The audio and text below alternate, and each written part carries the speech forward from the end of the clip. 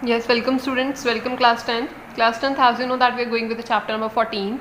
So we are going to find out the mean. हम mean find कर रहे थे. Mean find करने के मैंने आपको बताया था कि 3 methods हैं.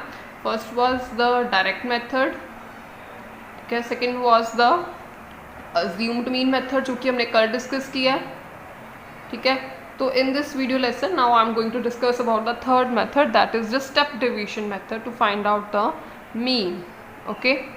देखो स्टेप डिवीजन मेथड किस तरीके से हम अप्लाई करते हैं. देखो उसी तरीके से अगर आपको डेटा गिवन है, ये मैं आपकी बुक की एग्जांपल नंबर 3 है उसको सॉल्व कर रही हूँ, उसको बता रही हूँ. दिस इज एग्जांपल नंबर 3, ये देख लो आपकी बुक में. ठीक है, उसको सॉल्व करिए. The distribution shows the number of wickets taken by the bowler in a one day match. Find the mean number of wicket by choosing a suitable method. Number of wickets हैं और number of bowler, मतलब इतनी इसमें से 20 से 60 में से जो नंबर ऑफ मतलब 7 नंबर ऑफ बॉलर्स हैं जिन्होंने 20 से 60 में से विकेट्स लिए हैं. ठीक है, ये पूरा डेटा आपको गिवन है, आपने इसका मीन निकालना. वहाँ पे लिखा सुटेबल मेथड, मैं आपको इसका स्टेप डिवीजन मेथड के साथ इसको निकाल के बताऊँगी. ओके, देखो ये जैसे ये डाटा गिवन है, मैंने इसका टेबल बना लिया, इसको यहाँ पे लिख लिया, नंबर ऑफ बॉलर्स को लिख लिया FI. ठीक है, mid of the value. Mid value सबसे पहले जब भी आपको इस तरीके का क्लास इंटरवल्स गिवन होंगे आपके लिए क्या निकालना है, मिड वैल्यू निकालनी है. तो मिड वैल्यू निकालो, कैसे निकालोगे, 20 + 60 इस तरीके से ना, 20 + 60/2 विच इज इक्वल टू 80/2 क्या आ जाएगा 40. ठीक है, यहाँ पे लिख दो 40. ठीक है, इस तरीके से 60 + 100 160, 160 डिवाइडेड बाई 2 क्या आ जाएगा 80. यहाँ पे 100 + 150, 150 डिवाइडेड बाई 2 क्या आ जाएगा 125. इस तरीके से यहाँ पे भी निकालो, सबकी निकाल लेनी है आपने. ठीक है, इसकी निकालोगे 200, इसका निकालो 300. देखो 350 + 450 इक्वल टू कितने हो गए 800. 800 का क्या आ जाएगा डिवाइडेड बाई 2 400. ओके, और स्टेप डिवीजन में देखो सबसे पहले हमने क्या करना है, लास्ट में अज्यूम्ड मीन जो किया था कल, उसमें हमने क्या निकाला था DI यानी कि डेविएशन निकाली थी. किस तरीके से निकालते थे, XI - A. मैंने आपको बोला था कि A क्या होता है, एक अज्यूम्ड मीन होता है, एक वैल्यू होती है जो सेंटर में से हम सिलेक्ट कर लेते हैं. ठीक है, तो यहाँ पे मैं क्या करती हूँ, उसी तरीके से सेम बिल्कुल सेम कल वाले अज्यूम्ड मीन वाले मेथड की तरीके के A की वैल्यू को मैंने सिलेक्ट कर लिया, बिल्कुल कल वाला मेथड अभी तक वो लगा रहे हैं. ठीक है, बस अज्यूम्ड मीन ही है, अज्यूम्ड मीन से बस एक स्टेप ज़्यादा है, पहले अज्यूम्ड मीन की तरीके ही हमें सॉल्व करना पड़ेगा. ठीक है, जैसे A है, A = 200.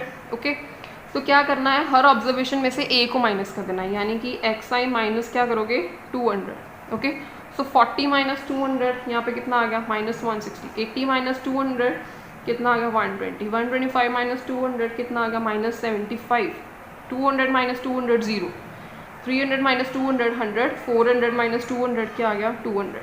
इस तरीके से पहले ये निकाल लिया हमने. ठीक है, कोई सेंटर वाली वैल्यू को सिलेक्ट करके हर एक ऑब्जर्वेशन माइनस कर देना. ओके, फिर आगे आता है ये DI था. अगर तो अज्यूम्ड मीन होता ना, अगर तो यहाँ तक हमारा काम खत्म, हमने क्या करना था, फ्रीक्वेंसी को इसके साथ मल्टीप्लाई कर देना था, ये वाले कॉलम के साथ. ओके, अब क्या है स्टेप डिवीजन. स्टेप डिवीजन में एक कॉलम और बनेगा. वो क्या कॉलम बनेगा, इसका नाम हम देंगे U. कोई भी एक वेरिएबल के साथ आप डिनोट कर सकते हो. UI में हम क्या करेंगे कि ये जो DI की वैल्यू मेरे पास आई है ना, DI की वैल्यू जो भी आई है मेरे पास, DI = XI - A. ठीक है, इसको हम किसके साथ डिवाइड कर देंगे, ध्यान से देखो, इसको हम डिवाइड करते हैं H के साथ. अब देखो H की वैल्यू देखो जो वो क्या है, H की वैल्यू बेटा वो होती है वैल्यू जो हमारा क्लास साइज गिवन होता है. क्लास साइज गिवन होने का मतलब है कि जैसे 20 से लेके 60 है ना, यहाँ पे आपस में कितना डिफरेंस है 40, यानी कि क्लास साइज कितना हो गया 40. यहाँ पे भी क्लास साइज कितना है 40, यहाँ पे भी क्लास साइज है 150, मतलब 50 है क्लास साइज. इन दोनों का डिफरेंस जो आपस में है ना कि कितना क्लास की लेंथ क्या है 50 है. यहाँ पे 100 है. इसमें जो मैंने ये वाला टेबल लिया ना, इसमें क्लास की जो लेंथ है ना वो वेरी कर रही है. अदरवाइज बहुत सारे ऐसे टेबल्स आपके पास आएंगे जिनमें जो ये क्लास साइज होगा ना वो सेम होगा, तो आपने वो क्लास साइज़ की वैल्यू लेनी है. ठीक है, जैसे कि मैं आपको बता देती हूँ, ये देखो ये एग्जांपल है ना, इस एग्जांपल में देखो 15 to 25 है, इसमें क्लास साइज क्या है 10. तो 10 है तो सब में 10 का है. ठीक है ना, ये सबसे सही वाला डिस्ट्रीब्यूशन ये होती है कि मतलब ऑलमोस्ट आपके पास ऐसे सम्स आएंगे जिसमें डिस्ट्रीब्यूशन सेम होगी, मतलब 10 का डिफरेंस होगा. ये वाला इस तरीके का है, मैंने एग्जांपल वो वाली चूज़ कर लिया जिसमें ये जो था डिफरेंस वो था वो सेम नहीं है. ठीक है। अगर तो सेम हो तो आपने वही वाला लेना, यानी कि h की वैल्यू आप इस केस में क्या लोगे 10। देखो ये जैसे यहाँ पे इन्होंने ली हुई है 10, ओके इस तरीके से। तो यहाँ पे हम क्या करेंगे, अगर जिस केस में ये जो क्लास साइज़ की वैल्यू सेम ना आए, या ये जैसे यहाँ पे 40 का डिफरेंस आ रहा है, यहाँ पे 40 का आ रहा है, यहाँ पे 50 का ही जा रहा है, यहाँ पे 100 का आ रहा है, इस चीज़ में क्या करते हैं आप एक कॉमन वैल्यू ले लेते हो जो कि सारों के साथ डिवाइड हो जाए। जैसे कि अगर मैं यहाँ पे ले लूँ, ठीक है, यहाँ पे हम पता क्या करने लगे हैं, h की वैल्यू को क्या लेने लगे हैं,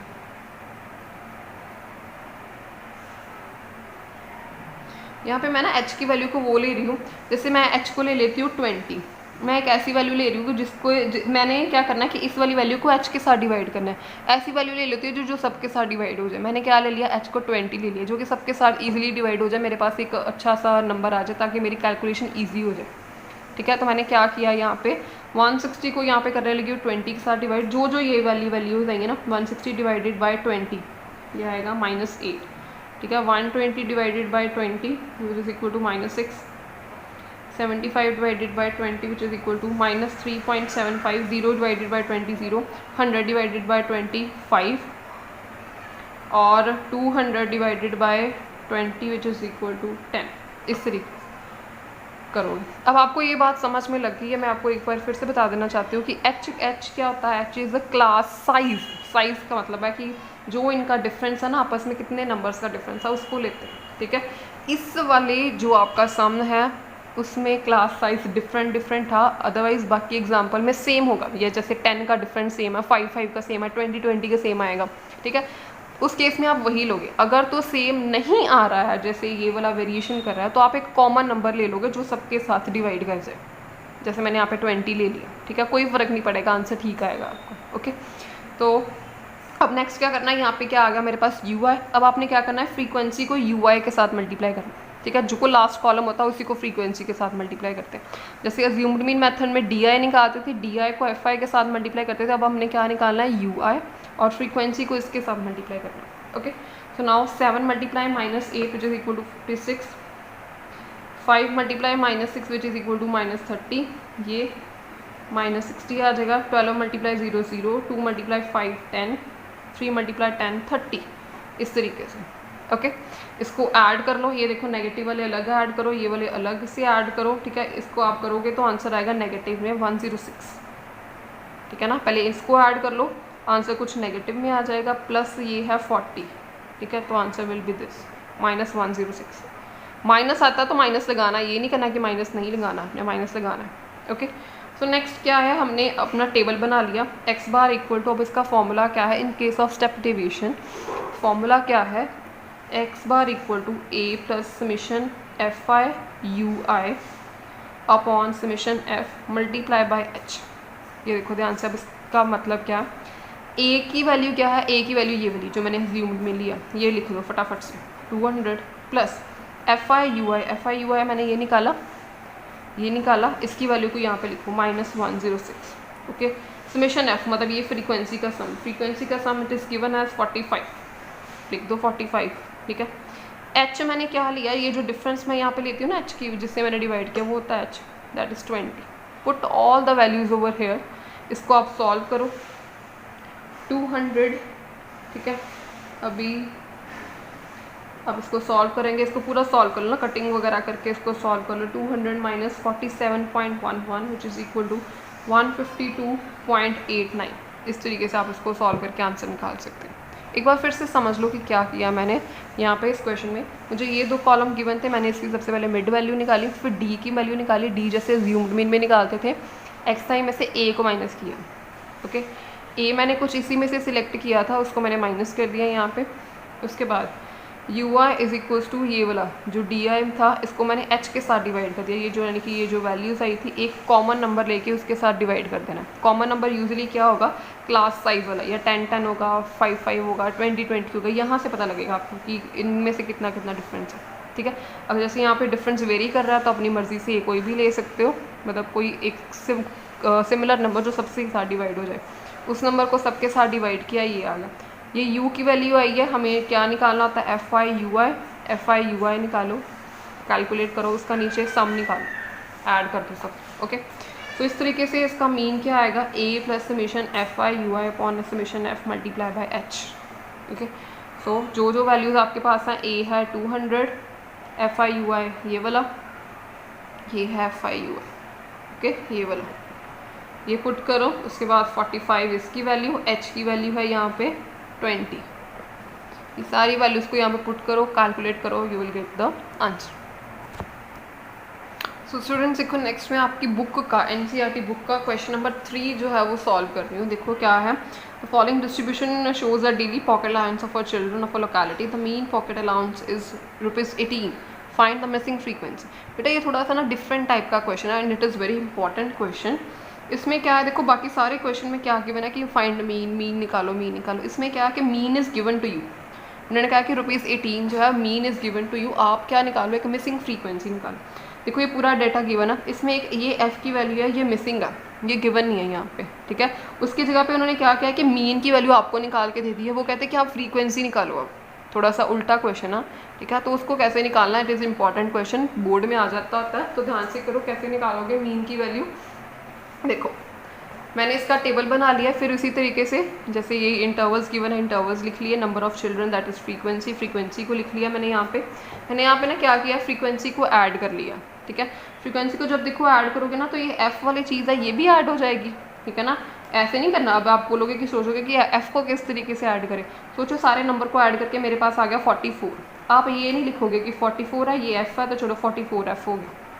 इसका मतलब होता है कि आपने 44 को एफ़ के साथ मल्टीप्लाई कर दिया, बट 44 तो ये जो फ्रीक्वेंसी है इसके साथ तो ऐड हो रही है, तो समेशन एफ़ क्या आएगा, F plus 44, this is the sum of all the frequencies. Okay okay, यहाँ पे क्या था, मीन हमें क्या गिवन था, it is given that mean is equals to 18, given, it is given. हमें क्या निकालना है, एफ़ की मिसिंग फ्रीक्वेंसी की, ये जो एफ़ है ना मेरे पास, मुझे इसकी वैल्यू फाइंड आउट करनी है इस क्वेश्चन में। ओके, तो ध्यान से देखो, सबसे पहले आपको पता है कि अगर ऐसा कुछ गिवन हो आपके पास तो आपने क्या करना होता है, आपने इसके जो है मिड वैल्यू को फाइंड आउट करना होता है। 11 और 13 की देखो मिड वैल्यू जो है आपके पास क्या आएगी, 11 + 13 इक्वल टू 24, 24 डिवाइडेड बाई 2 तो आएगा 12। इस तरीके से आप सारी मिड वैल्यूज़ को फाइंड कर लो, मैं डायरेक्टली लिख रही हूँ।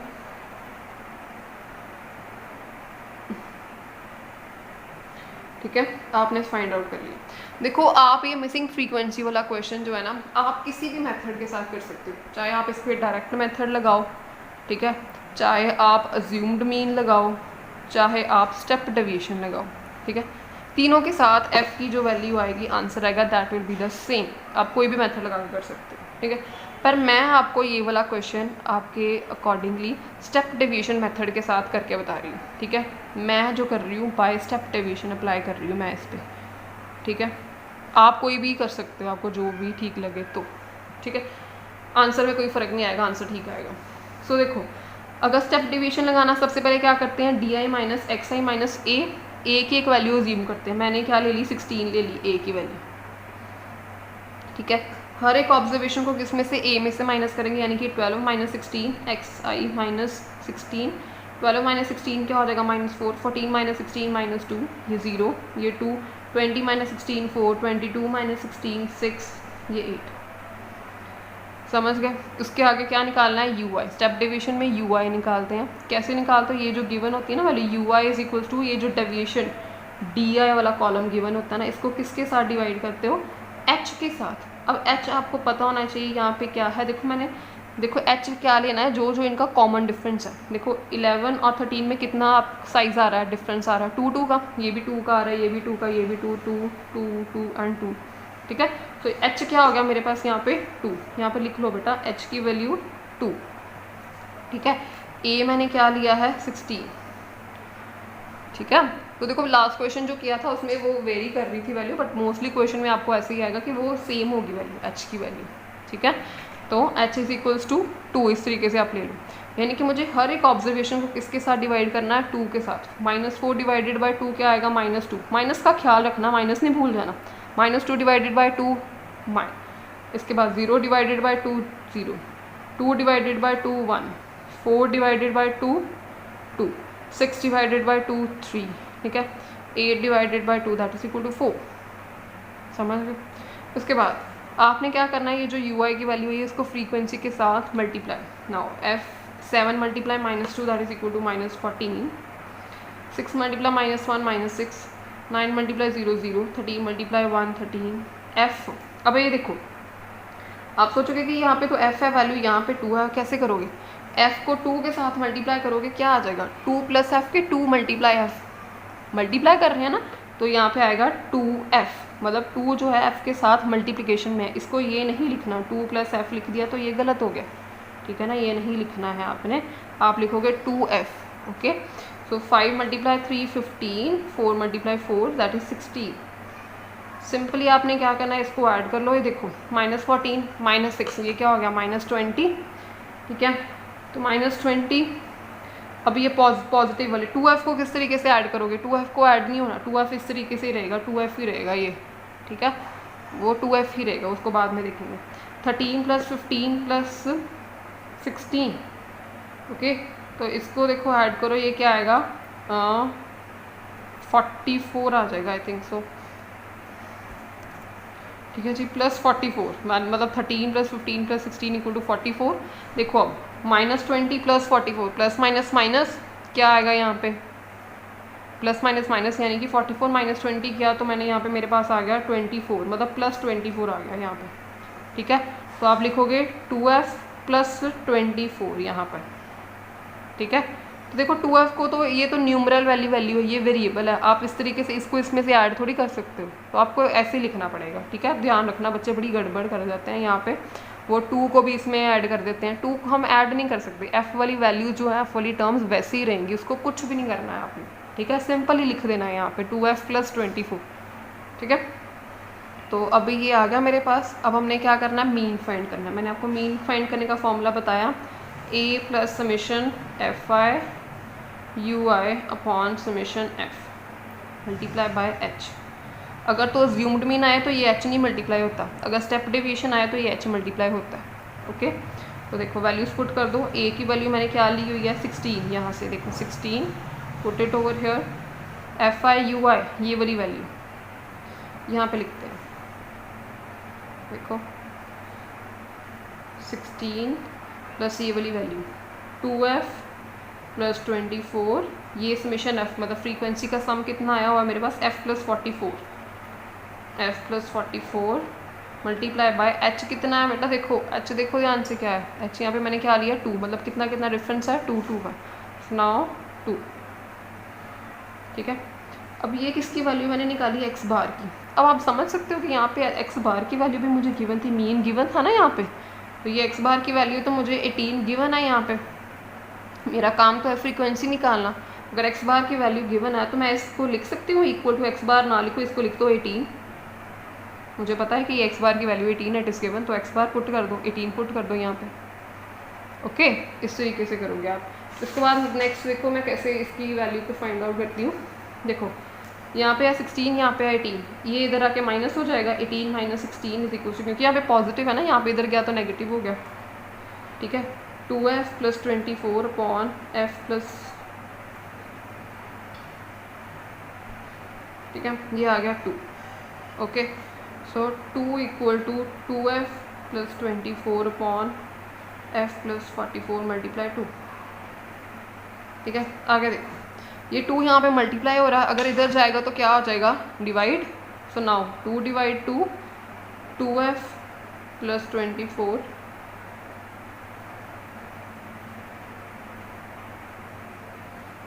f + 44, okay.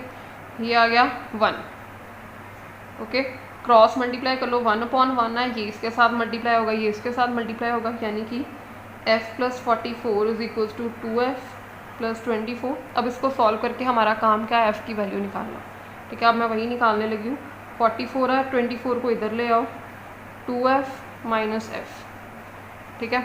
44 - 24 which is equal to 20, 2f - f is equals to f.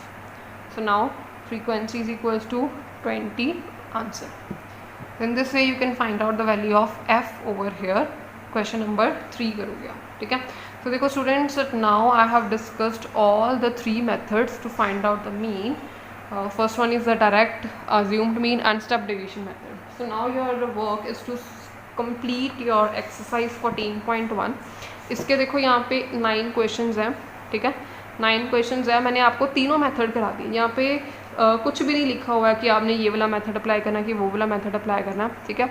आप क्या करो, आप अपनी रिवीजन के लिए आप हर एक क्वेश्चन को एटलीस्ट 2 मेथड के साथ कर लो। डायरेक्ट के साथ कर लो, अज्यूम्ड मीन के साथ कर लो, या डायरेक्ट के साथ कर लो, या स्टेप डिवीजन लगा लो, इस तरीके से, ठीक है, ताकि आपकी वो जो है वो प्रैक्टिस हो जाए, ठीक है। तो बाकी सूटेबल मेथड इस तरीके से हम डिसाइड करते हैं कि जब भी कोई भी किसी भी नंबर में जैसे वैल्यूज़ बहुत बड़ी बड़ी आती है, जैसे ये जो है वैल्यूज़ इस केस में बड़ी बड़ी आ जाएंगी, तो उस वैल्यूज़ को रिड्यूस करने के लिए ना हम स्टेप डिवीजन लगा देते हैं, क्योंकि क्या हमें पता है कि स्टेप डिवीजन में ये देखो इस तरीके से वैल्यूज़ बहुत रिड्यूस हो जाती हैं कैलकुलेशन को ईजी करने के लिए, ठीक है। तो स्टेप डिवीजन में बाकी तो ठीक है, आपको लगेगा कि यार ये मेथड वाला लेंथी सा है, बट लेंथी नहीं है, इसमें मतलब कैलकुलेशन रिड्यूस हो जाती है हमारी, ठीक है। सो आप इस तरीके से देख के कि आपके लिए कौन सा सूटेबल मेथड है, या अगर तो पेपर में लिखा है कि अज्यूम्ड मीन ही लगाना, स्टेप डिवीजन ही लगाना, तो आपको वही लगाना पड़ेगा। अगर नहीं लिखा है तो फिर आप अपनी मर्जी से कोई भी मेथड के साथ अप्लाई कर सकते हो, ठीक है। तो आपको तीनों मेथड आने चाहिए, तीनों मेथड अप्लाई करके ये वाली एक्सरसाइज को कंप्लीट कर लो। Thank you so much.